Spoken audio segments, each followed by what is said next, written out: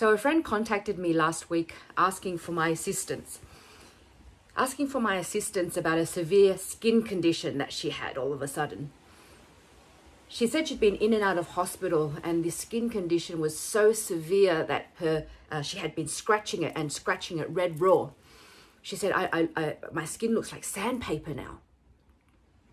And no one knows what's going on. The doctors don't know what's going on. Can you help me? And she reminded me of a conversation that we had some time ago. And it was a conversation around my aversion to the question, what is your why? Those who know me well will know that I'm not one to follow mainstream dogma. I'm not one to follow what the masses are doing just because.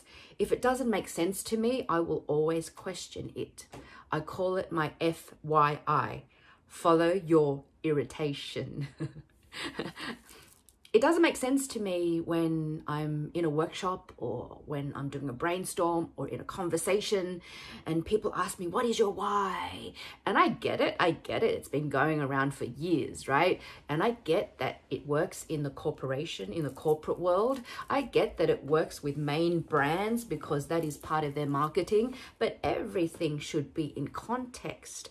Everything should be in context. Question everything.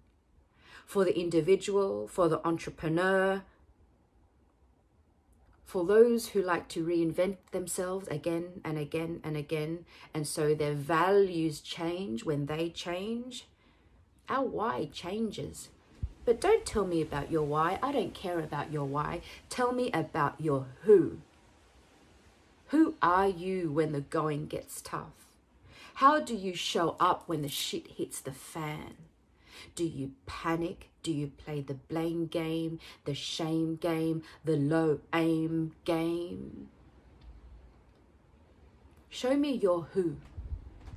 In times of crisis, in times of adversity, do you freeze? Do you run? Do you panic and freak out? Or do you show up every time with dignity, grace, calm courage, strength, and poise? Show me your who. I care more about your who than your why.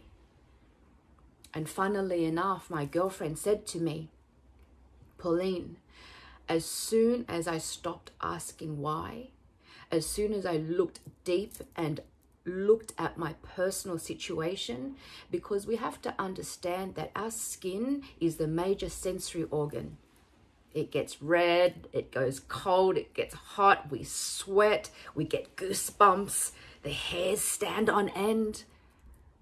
But there's also the metaphysical factors that I asked her to look into, because what we repress, what we suppress, what we oppress must always find a way to express. The internal dis-ease, the internal disorder, if it's been pushed down, it must manifest.